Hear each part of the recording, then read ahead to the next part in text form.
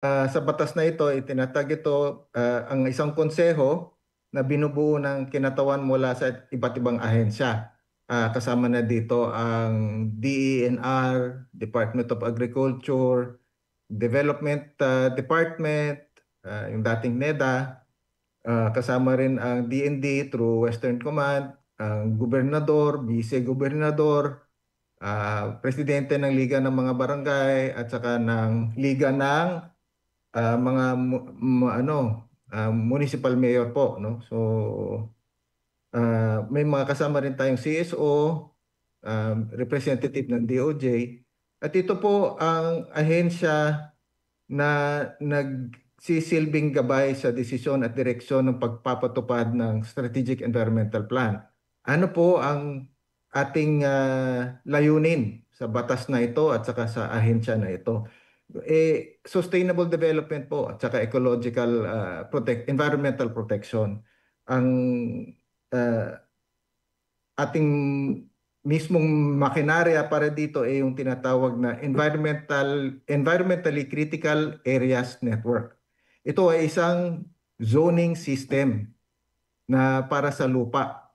So lahat ng land use natin at saka water use, coastal, gumagabay dito ang ican system natin. So meron tayong core zone, meron tayong restricted zone. Ang core zone is yung area of maximum protection. Wala pong tao na pwedeng gumamit ng mga area na to.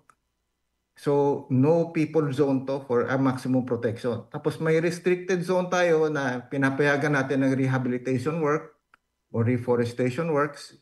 Tapos meron na po tayong multiple use, traditional, and controlled use.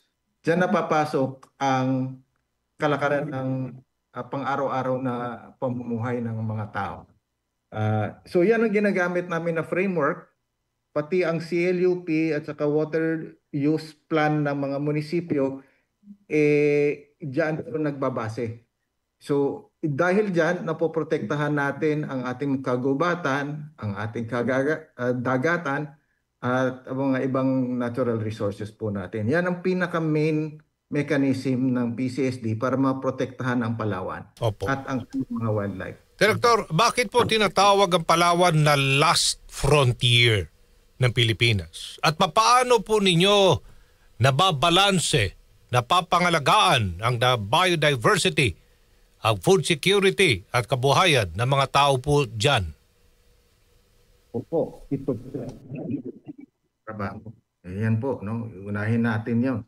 Ngayon, ang Palawan tinatawag na last frontier, no? Last ecological frontier. Paano po kasi?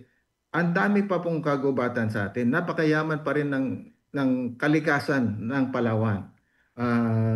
Ito isa sa mga pinakamataas na forest cover sa buong Pilipinas.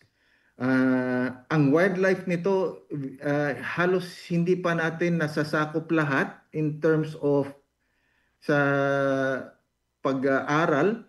Hanggang ngayon, marami pa tayong nadidiscovering bagong species. Marami pa tayong nadidiscovering bagong halaman. Kaya ito yung tinatawag na last frontier kasi marami pang research na kailangan magabay dito.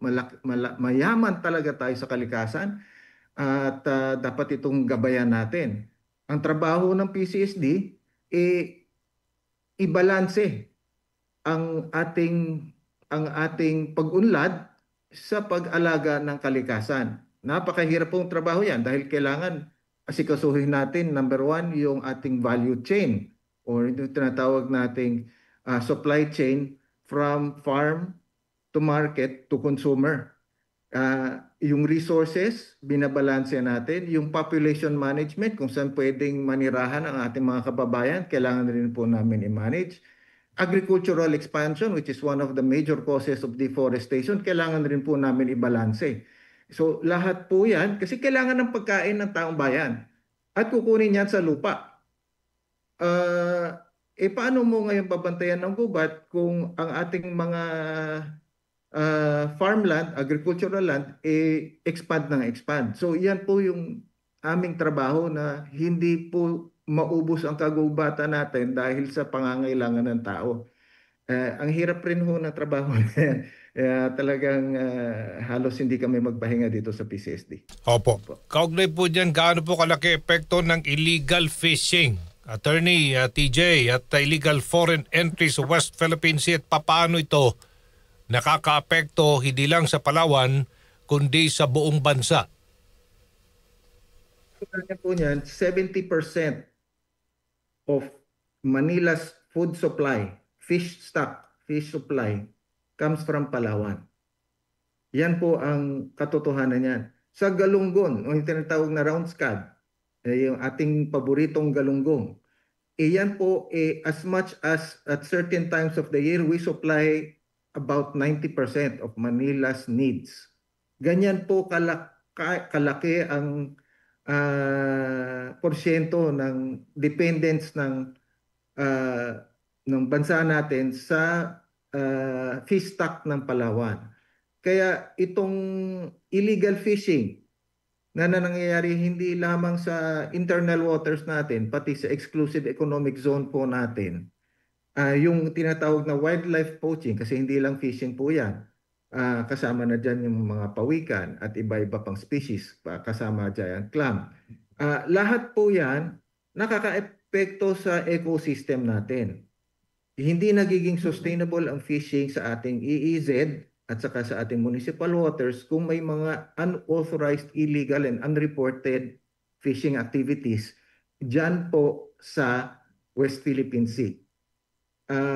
At nakaka-apekto rin to sa aming mga mangingisda sa Palawan, yung ating mga maliliit na mangingisda. Kaya kailangan po nating ma-equip ng tama ang ating mga fishing communities para sila ay mag-survive at mag-thrive at para patuloy po yung ating pag-conserve na dapat para sa Pilipino lamang muna. Yun po. Opo, okay. Pagdating naman po sa partnerships, opo, Attorney TJ, tulad ng US-Philippines Maritime Security Alliance, ano po ang nagiging papel nito sa pagpapatibay ng proteksyon para sa ating dagat at sa ating mga mangingisda? Ang katunayan po niyan is that yung US-Philippine Maritime Alliance, mahalaga ang ano niyan ang kanyang pagpapalakas sa proteksyon natin sa ating karagatan, ano. So yung tawag natin na maritime security in the West Philippine Sea, malakas po ang participation ng USAID dati, ngayon Fish Right, no? At meron ng bagong programa ngayon under Foreign Assistance Program ang ating US Embassy na itaguyod ang safety and security within the West Philippine Sea para magkaroon tayo ng regulasyon at makatuon sa illegal, unregulated and unreported fishing activities. Ito ay binubuo ng isang subcommittee sa Palawan Council for Sustainable Development, pero tayong Security and Safety Committee. Sa ilalim po nito, meron tayong binuo na subcommittee for safety sa West Philippine Sea. Binubuo ito ng Philippine Coast Guard, PNP Maritime, at saka ng Western Command, saka ng PCSD, at iba-iba pang ahensya katulad ng BIFAR. Malakas po ang strengthening na ginagawa nitong committee na to at saka ng programa ng US government para palakasin at suportahan ang ating fishing communities. Hindi lamang sa safety, sa maritime safety, pati na rin po sa capabilities build up as far as yung sa fishing capabilities nila. Logistically and technically may assistance rin po sila. Pati na rin po sa communications and coordination with the authorities. Yun po yung tikipag-ugnayan ng US government at saka ng PCSD at saka mas lalo na ng Philippine Coast Guard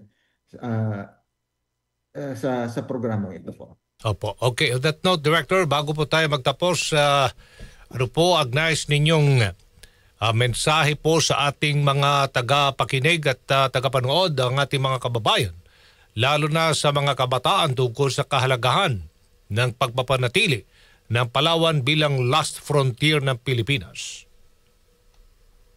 Ay, ang Palawan po kasi hindi lang isang lugar na puro resort at puro kasiyahan lamang ng mga turista natin, no? Ito po ay isang lugar na may yamang likas na kailangan nating bantayan, hindi lamang para sa mga pangangailangan ng bayan ngayon, pero para sa mga sumusunod na henerasyon. Napakayaman ng Palawan, napakayaman ng ating dagat. At kailangan natin itong bantayan, kailangan natin itong protektahan, kailangan natin itong arugain para ito lumago para sa mga sumusunod na henerasyon. Ang tugon ko po, ang kailangan ko, ang pakiusap ko sa ating taong bayan, tulungan nyo kaming protektahan itong yamang likas natin. Dahil hindi namin kaya itong gawin at gampanan ang proteksyon nitong yamang likas ng kami-kami lamang. Ang gobyerno kailangan ng suporta ng taong bayan. Yun lang po siguro. Maraming salamat po sa makabuluhang usapan, Attorney. Thank you so much, Attorney TJ Mata, Executive Director ng Palawan Council for Sustainable Development. Good morning po. Good morning po. Salamat po. More power. Thank you. Good morning, thank you. Si Aljo Bendijo sa DCXL News.